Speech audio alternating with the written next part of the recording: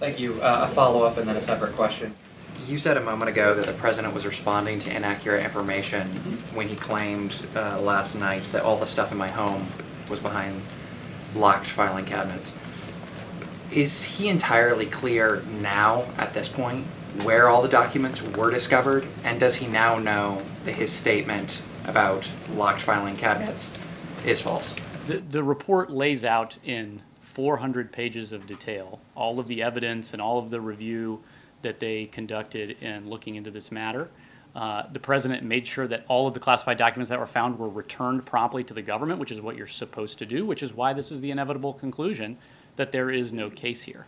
And that's not what I asked, though. Does he know that his statement yesterday that all the documents were behind locked cabinets was inaccurate? Is he clear in his mind? I know that last night was perhaps, stressful, confusing environment, but does he now I understand what you're trying to ask, Phil, and I think that I've answered the question. I have a separate follow-up question, and that is, my follow-up question after that lack of a response was, there was an eye-popping moment in the report specifically about the president's ghostwriter, and that was that after he learned that the special counsel had began an investigation, he deleted some of his recordings. Now, those recordings were able to be recovered. What I'm curious about is, can you say definitively whether or not the president or anyone else at the White House was in contact with his ghostwriter? This is in the report. I mean, read the report. In the report it says that they sought this, they looked into this, and that they didn't. So that's in the report. John, They were not in we're going to wrap this up. Go, Thank John. you, Kareem. Ian, thank you so Sure, much. yeah. Two questions. Just for clarity, you're from the White House counsel's office, Correct. But you're not a lawyer, correct? That's correct. I'm a spokesperson. Okay. Any chance that we'll get the White House counsel to come out here and answer questions directly?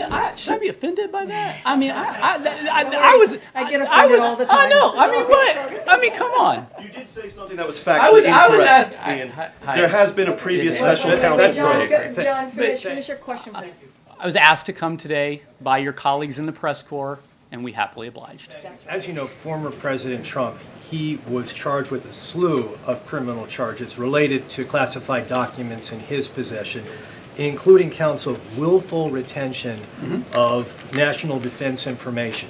In this report, it's made clear by the special counsel that President Biden willfully retained and disclosed classified material. He kept it in unsecured locations after his vice presidency, which presented, according to the special counsel, serious risks to national security. So my question to you, Ian, is can you explain to every voter out there, every American, why it is that President Biden essentially is let off the hook and former President Trump is now facing these slew of criminal charges, which seem to most people very similar? Great wind-up, John. I mean, really a good wind-up. I talked about this already. Page 1, willful retention. Page 2, 15. There is, in fact, a shortage of evidence on these points. The report itself goes through in great detail the facts and evidence that led to the obvious conclusion that there was no case here.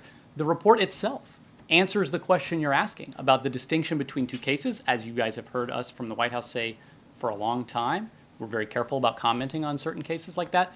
Just, I would encourage you, perhaps all of you, read the report. I've read the report, and that's the reason why I asked that question. And the reason why so many people seem confused, because you hear willful retention of national defense information related to Trump, willful retention of classified material related to President Biden, and yet one individual is facing a criminal trial being brought by the Department of Justice in Fort Pierce, Florida, and the other one is not facing any charges whatsoever. And I think I've talked to many of you guys in the room over the last 24 hours about this.